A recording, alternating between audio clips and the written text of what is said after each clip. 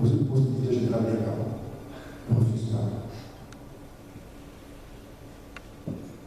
Je dis ok, j'ai envie. Et effectivement, le lendemain, 8h30, la secrétaire de ministre m'appelle pour me dire il y a le ministre que vous rencontrez. D'accord, ok, j'arrive. On me dit bon voilà, là. On attend votre accord. Je traverse, c'est le président qui m'a envoyé pour me demander ça. Je dis ok, je traverse, l'écrit sort le soir. Le médiger également.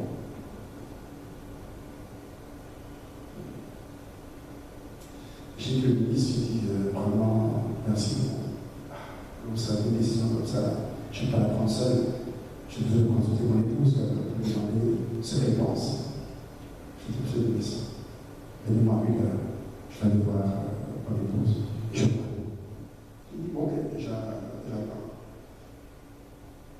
Je suis sorti de là, je me suis dit, qui je peux voir pour aller faire passer un autre message chef d'État pour expliquer pourquoi j'ai refusé la nomination. Je suis allé voir pardon, si tu peux aller voir le chef d'État et dire que je suis sensible à ce qui m'est proposé, j'ai un projet. Si je vais mon projet est mort, vraiment, est-ce que tu peux aller passer ce message là? Il me dit bon, j'ai entendu, je vais essayer de porter ton message. Dans les 30 minutes qu'on suivi, il m'a appelé pour me dire oui, il a chez le chef d'État, il a passé le message et on m'autorise à ne pas accepter la nomination. Bon, je me suis dit que sans le message, il est arrivé officiellement parce que ça peut être mal interprété. Je dis ok, très bien, donc je peux continuer à vaquer à mon projet que j'avais qui derrière. Jusque ce qu'il m'a appelé, 4 jours après, m'a vu. Vous ne prenez pas mal, mais ça fait quelques temps, il m'a fait 5 ans, j'ai un petit con. Il dit c'est quoi cette affaire? J'ai refusé la nomination. Oui, c'était ton plus qui ouais, voilà, tu es un opposant, voilà, tu voulais demander un 5 ans de salaire, ça sort un peu. Non, je ne sais pas. Et donc voilà comment, là encore, c'est sûr que le salaire que j'avais en partant en Grand Pétro-Gabon n'avait rien à voir avec celui que j'aurais pu avoir comme DG d'Ergamo. Et en se disant qu'ayant été ancien cadre d'Ergamo, ça aurait été malheureusement pour moi comme DG d'Ergamo. Mais tu as un projet, tu as une ambition, il faut te dire voilà ce que je veux aller, ne pas se laisser distraire par ces éléments-là. Ce qui m'a plu, c'est qu'effectivement, je crée Pétro-Gabon, 2 ans après. Tous les aînés qui étaient inquiets pour moi m'ont dit finalement, bravo, que tu es collaborateur. Donc voilà, encore une fois, quand je dis ça, c'est pas je suis comme vous, je suis fait de la même chair que vous, en général, de quelqu'un d'extraordinaire. Mais se dire à un moment donné, c'est qu'est-ce qu'on veut pour sa vie? C'est la grande ambition, qu'est-ce qu'on veut faire? Dites-vous bien que quand j'ai fait ce choix-là, c'est pas facile, hein, de dire quand vous décidez de partir comme ça, c'est tout le monde qui suit pour la raison de qu'est-ce qui arrive, qu'est-ce qui va, des complètement fou et autres. Mais vous savez, vous avez une foi, c'est comme en religion, vous avez la foi, dites voilà ce que je veux faire.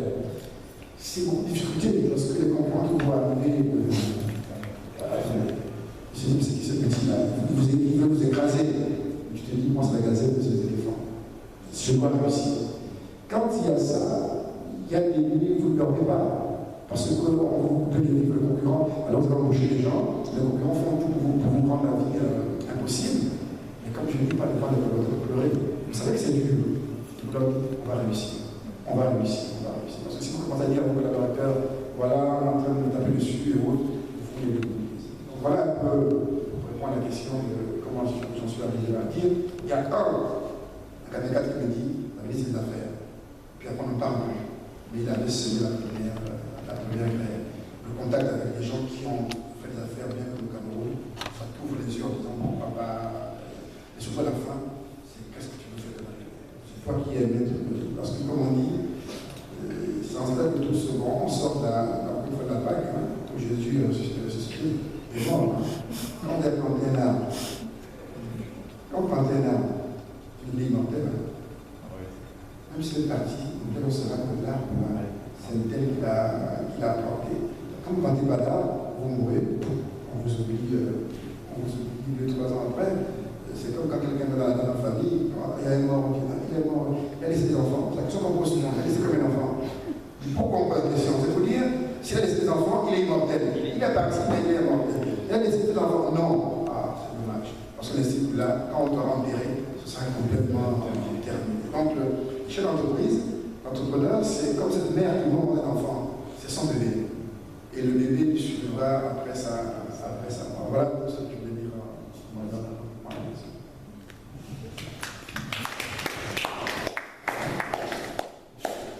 Encore merci, Monsieur le Président.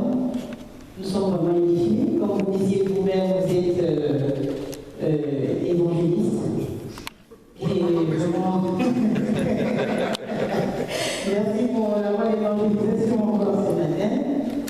L'Africa CO conférence a beaucoup gagné. Donc, je crois que les promoteurs qui sont ici, les jeunes chefs d'entreprise qui sont ici, n'ont pas à se décourager. Parce que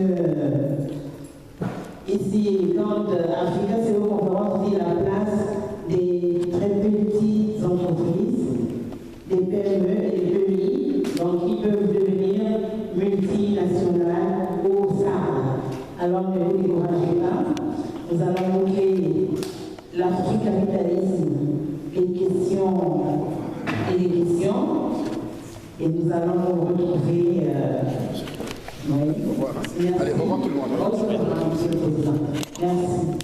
Nous allons passer à la révolution numérique, mutation des crédits au Gabon. Les questions-réponses. Je crois que ce n'est pas long.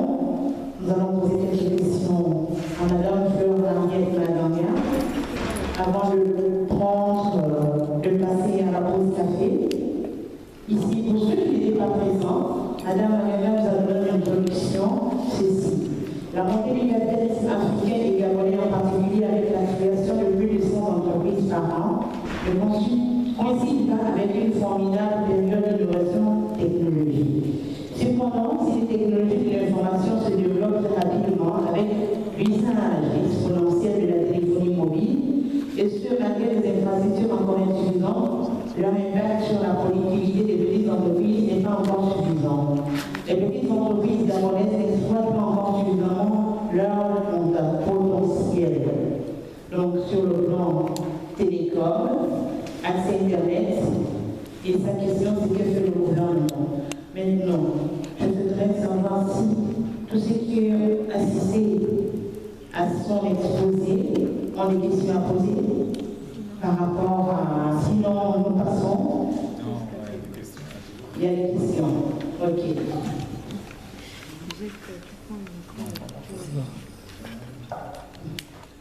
Je voudrais poser la première